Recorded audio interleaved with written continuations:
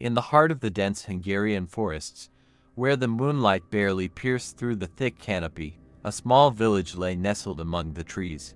This village, known as Sarkanyvar, had long been plagued by a sinister presence that lurked in the shadows. The villagers spoke in hushed tones of a squad of vampires, a fearsome and hungry brood that emerged with the night, their eyes glowing with an insatiable hunger. These vampires were no ordinary creatures. According to Hungarian legends, they possessed a dreadful power that went beyond mere bloodlust. They could spoil crops with their touch, turning lush fields into barren wastelands overnight. The villagers watched helplessly as their bountiful harvests withered away, leaving them on the brink of starvation. Desperation drove the villagers to seek help. They hired special people, known as kresniki, whose sole purpose was to protect the crops from these supernatural threats. The kresniki were renowned throughout Europe for their unparalleled skills in vampire slaying. They were the best, a group of fearless warriors who had dedicated their lives to battling the forces of darkness. One fateful night, as the village prepared for another attack, the kresniki arrived. Clad in armor that shimmered under the pale moonlight, they moved with a quiet confidence. Their leader, a tall, stern-faced man named Istvan, addressed the villagers. "Tonight, we end this," he declared, his voice firm. "We will confront these creatures and drive them back to the abyss from whence they came." As night fell, the air grew thick with tension. The villagers huddled in their homes, praying for their protector's success. The kresniki, armed with silver weapons and ancient spells, ventured into the forest, their senses heightened to detect the slightest hint of danger. Hours passed, and the forest seemed eerily silent. Suddenly, a chilling howl pierced the air, followed by the sound of rustling leaves and snapping twigs. The kresniki braced themselves as the vampires emerged from the darkness, their fangs bared and eyes gleaming with malevolent intent. The battle was fierce and unrelenting. The kresniki fought valiantly, their weapons flashing in the moonlight as they struck down one vampire after another. But these vampires were cunning and relentless, their hunger driving them to fight with a ferocity that matched the kresniki's determination. Istvan found himself face to face with the leader of the vampire squad, a creature of terrifying beauty with eyes like burning embers. They circled each other, each waiting for the other to make a move. "You cannot win," the vampire hissed, its voice like the rustle of dead leaves. "We are eternal. Your efforts are futile." Istvan's grip tightened on his sword. "I have faced your kind before," he replied coldly, "and I will face you again until my last breath." With a sudden burst of speed, the vampire lunged at Istvan, its claws extended. The kresnik parried the attack, their battle becoming a deadly dance under the moonlit sky. The forest seemed to hold its breath, watching as these two formidable opponents clashed in a fight that would determine the village's fate. As the dawn approached, the outcome of the battle remained uncertain. The villagers, peering through their windows, could only wait and hope that their protectors would emerge victorious. But deep in the forest, the fight raged on, and the fate of Sarkanyvar hung in the balance, shrouded in the mysteries of the night. The clash between Istvan and the vampire leader, who called herself Lydia, was a spectacle of power and skill. Each strike was met with a counter, each maneuver answered with a swift retaliation. The other kresniki, though engaged in their own battles, couldn't help but steal glances at their leader, drawing strength from his unyielding determination. As the first light of dawn began to creep over the horizon, Lydia hissed in frustration, her attacks growing more desperate. Istvan pressed his advantage, driving her back with a series of calculated strikes. The forest floor was littered with the bodies of fallen vampires and kresniki alike, a testament to the brutal intensity of the battle. But just as it seemed Istvan might gain the upper hand, Lydia's lips curled into a sinister smile. She uttered a guttural chant in an ancient language, her voice echoing through the forest. From the shadows emerged more vampires, drawn to her call. The kresniki found themselves outnumbered, their initial advantage slipping away. Istvan knew they couldn't hold out much longer. "Retreat," he shouted, his voice carrying over the din of battle. "Regroup at the village." The kresniki obeyed, fighting their way back through the forest. Istvan stayed behind, ensuring his comrades could retreat safely. He fought with a fury born of desperation, his strikes fueled by the knowledge that their only hope lay in regrouping and forming a new strategy. The villagers watched anxiously as the Kresniki emerged from the forest, blooded and battered but alive. They quickly tended to their wounds, sharing grim looks and whispered fears. Istvan was the last to return, his face a mask of exhaustion and resolve. "We're not done yet," he told the villagers, his voice steady despite the weariness that tugged at him.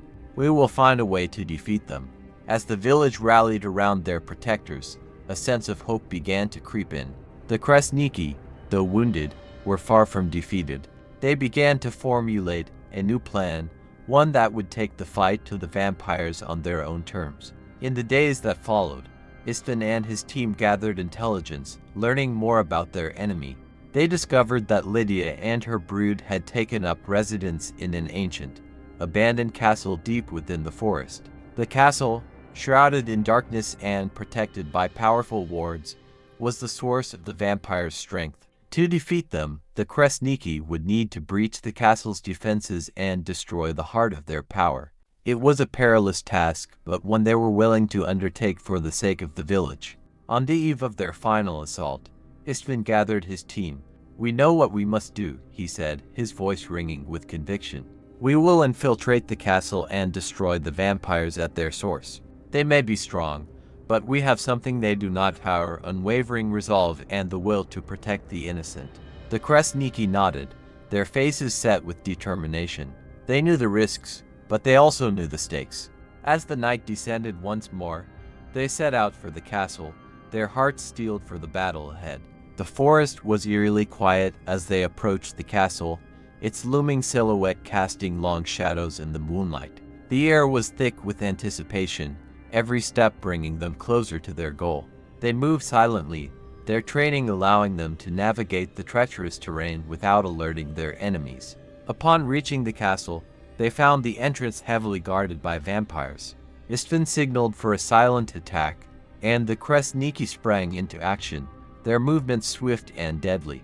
They dispatched the guards with precision, clearing a path to the entrance. Inside, the castle was a labyrinth of dark corridors and hidden chambers.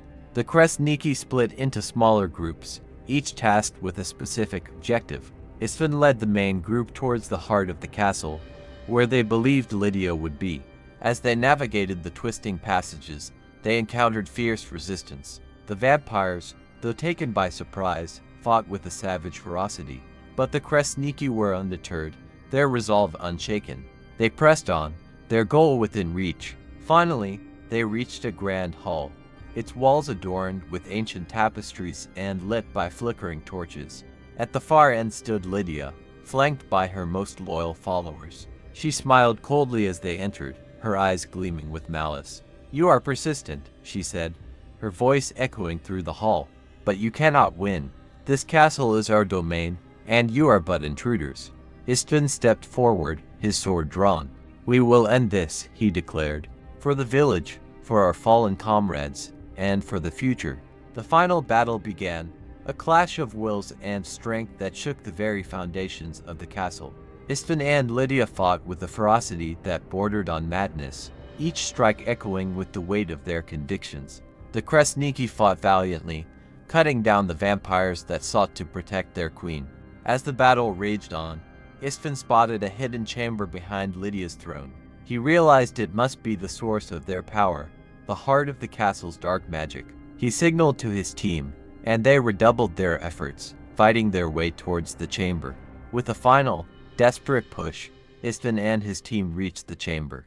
Inside, they found a grotesque altar pulsating with dark energy. They knew what had to be done. With a collective effort, they destroyed the altar, breaking the spell that bound the vampires to the castle. Lydia let out a piercing scream as the power drained from her. The vampires, now weakened, fell one by one.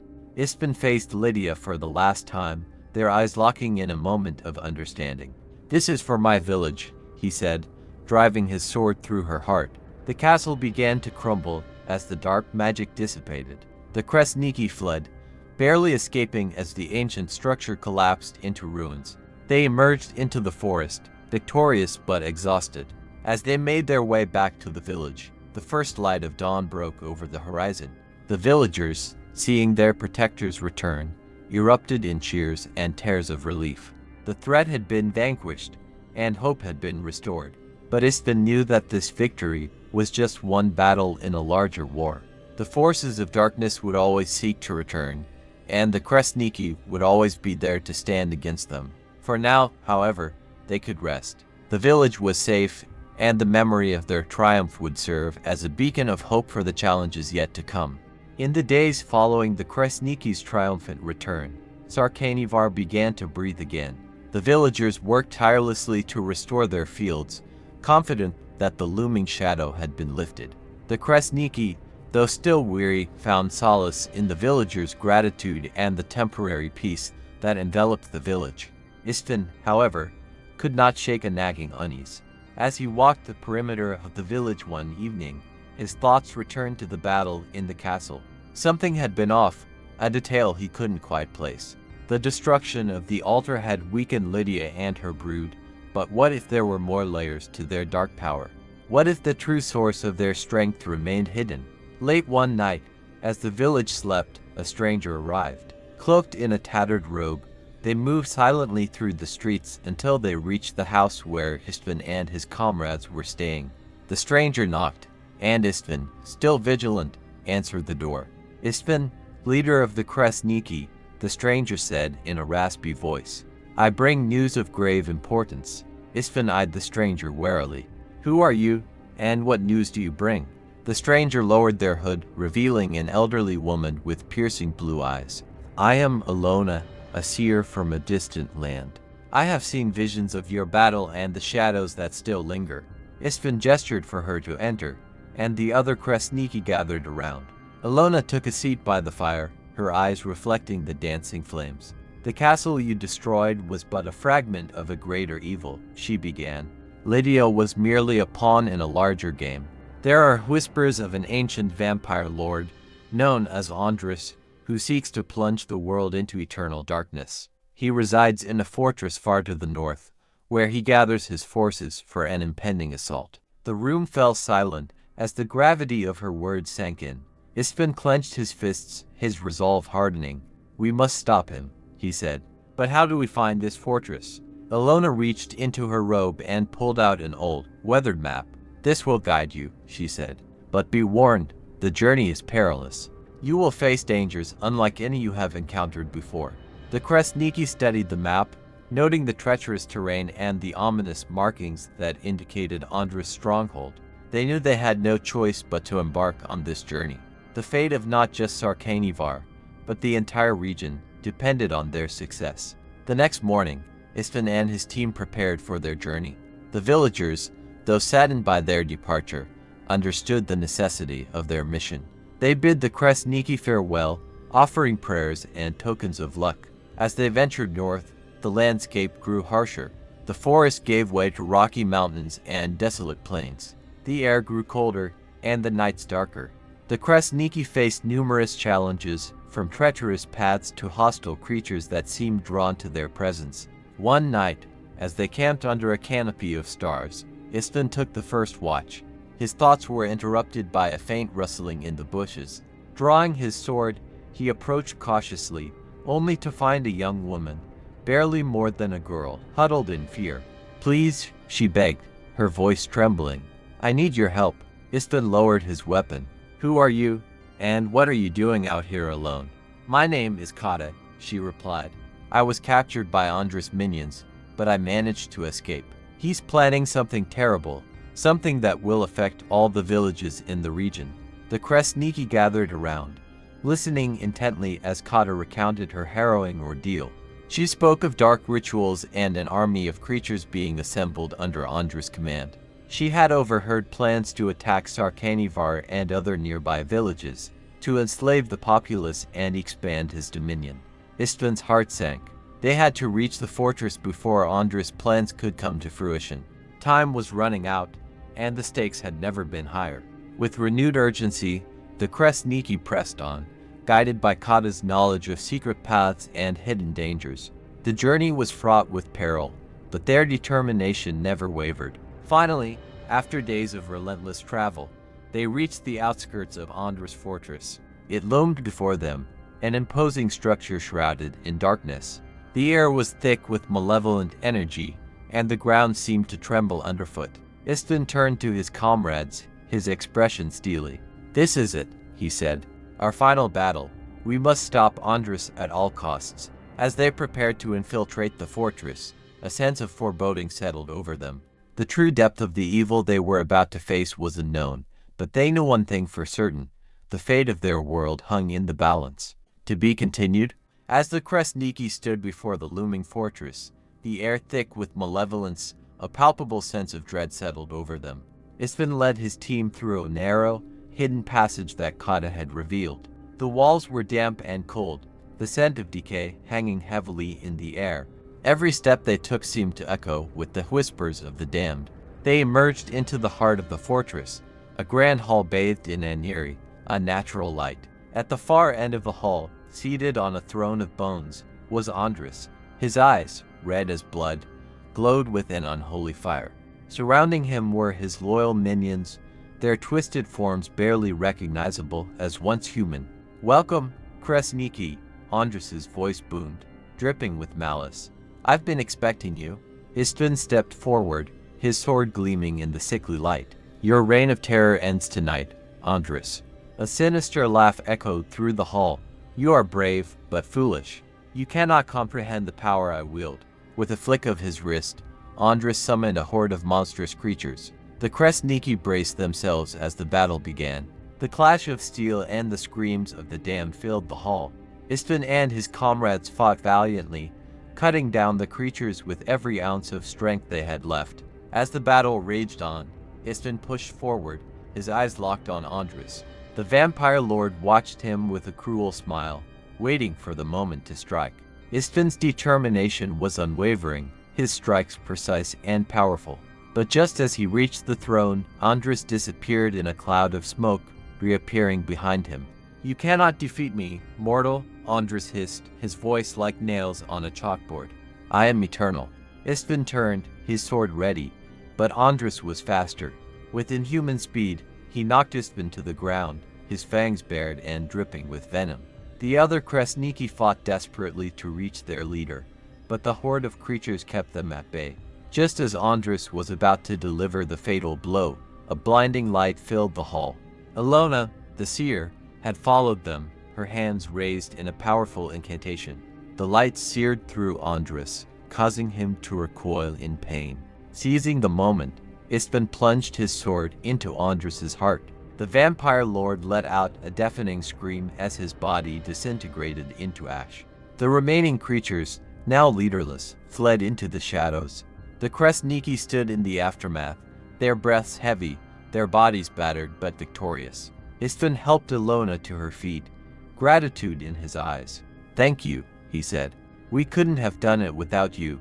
Ilona nodded, her face pale. "The battle is won, but the war is not over. There are others like Andras, waiting in the shadows." As they made their way out of the fortress, a sense of unease lingered. The villagers welcomed them back as heroes, but Istvan couldn't shake the feeling that something was amiss. He couldn't forget the look in Andras's eyes, the promise of something darker yet to come. That night, as the village celebrated, Istvan wandered to the edge of the forest. The moon hung low in the sky, casting long shadows that seemed to dance with sinister intent. A chill ran down his spine, and he turned to see a figure standing at the forest's edge. It was Kata, her eyes now a haunting shade of red, a twisted smile on her lips. "You thought you had won," she said, her voice a whisper that echoed in the night. "But the true master is coming." This was just the beginning. Before Istvan could react, she disappeared into the darkness, leaving him alone with his fears. The night seemed to close in around him, the shadows whispering secrets of horrors yet to come. The village of Sarkanivar had been saved, but Istvan knew that the peace was fragile, a fleeting illusion in a world where darkness always waited to reclaim its throne. And as the moon cast its eerie glow over the land, he couldn't shake the feeling that the true nightmare had only just begun. The end,